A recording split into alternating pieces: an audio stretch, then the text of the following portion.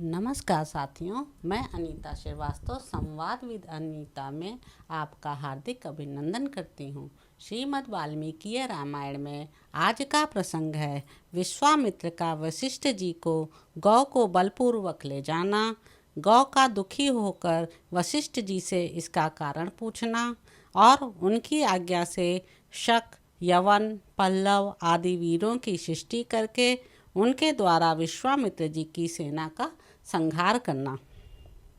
श्री राम जब वशिष्ठ मुनि किसी भी तरह उस कामधेनु गौ को देने को तैयार न हुए, तब राजा विश्वामित्र उस चितकबरे रंग की धेनु को बलपूर्वक घसीट ले चले।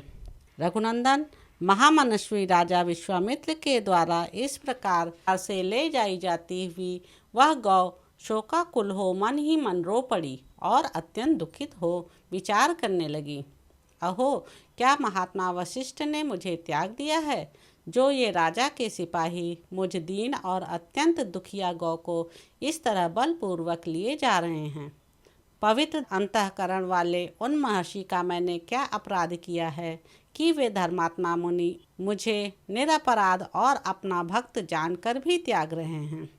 शत्रुसूदन, यह सोचकर वह गौ बारंबार लंबी सांस लेने लगी और राजा के उन सैकड़ों सेवकों को झटक कर उस समय महातेजस्वी वशिष्ठ मुनि के पास बड़े वेग से जा पहुंची।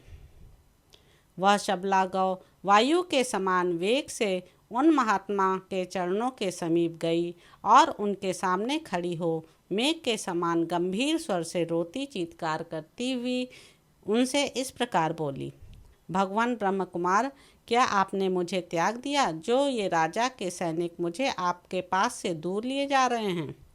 उसके ऐसा कहने पर ब्रह्मर्षि वशिष्ठ शोक से संतप्त हृदय वाली दुखिया बहन के समान उस गौ से इस प्रकार बोले, शबले, मैं तुम्हारा त्याग नहीं करता।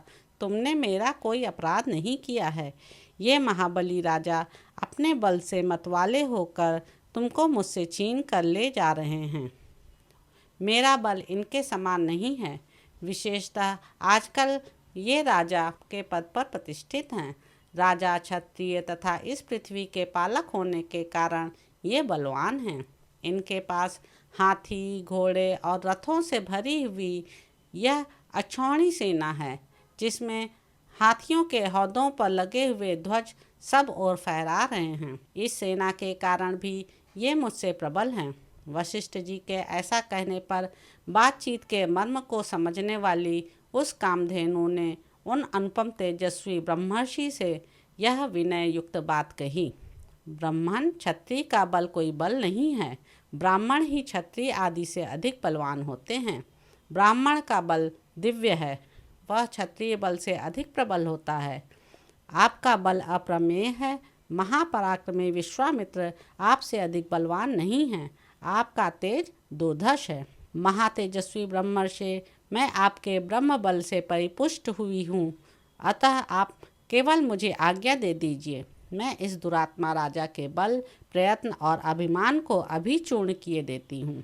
श्री राम, कामधेनु के ऐसा कहने पर महायशस्वी वशिष्ठ ने कहा, इस शत्रु सेना को नष्ट करने वाले सैनिकों की सृष्टि करो। राजकुमार, उनका वह आदेश सुनकर उस गौ ने उस समय वैसा ही किया। उसके हुंकार करते ही सैकड़ों पल्लव जाति के वीर पैदा हो गए। वे सब विश्वामित्र के देखते देखते उनकी सारी सेना का नाश करने लगे। इससे राजा विश्वामित्र को बड़ा क्रोध हुआ। वे रोष से आंखें फाड़ फाड़ कर देखने लगे। उन्होंने छोटे बड़े कई तरह के अस्त्रों का प्रयोग करके उन पल्लवों का संहार कर डाला। विश्वामित्र द्वारा उन सैकड़ों पल्लवों को पीड़ित एवं नष्ट हुआ देख उस समय उस शबला गौ ने पुनः यवन मिश्रित शक जाति के भयंकर वीरों को उत्पन्न किया। उन यवन मिश्रित शकों से वहाँ की सारी पृथ्वी भर गई। वे वीर महापराक्रमी और तेजस्वी थे। उनके शरीर की कांति सुवर्ण एवं केसर के समान थी। वे सुनहरे वस्त्रों से अपने शरीर को ढके हुए थे। उन्होंने हाथों में तीखे खड्ग और पट्टिश लेकर रखे थे। प्रज्वलित अग्नि के समान उद्भासित होने वाले उन वीरों ने विश्वामित्र की सारी सेना को भस्म करना आरंभ किया। तब महातेजस्वी विश्वामित्र ने उन पर बहुत से अस्त्र छोड़े।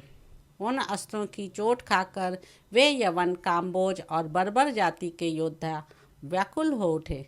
तो इस प्रकार साथियों, बालकांड में निहित 54वां सर्ग यहाँ पर समाप्त होता है। अगले अंक में आप जानेंगे कि अपने 100 पुत्रों और सारी सेना के नष्ट हो जाने पर विश्वामित्र का तपस्या करके महादेव जी से दिव्यास्त्र पाना तथा उनका वशिष्ठ के आश्रम पर प्रयोग करना एवं वशिष्ठ जी का ब्रह्मदंड लेकर उनके सामने खड़ा होना। अगर आपको यह पसंद आ रहा है तो मेरे YouTube चैनल संवाद विद अनीता को लाइक करें, शेयर करें, सब्सक्राइब करें। नमस्कार साथियों।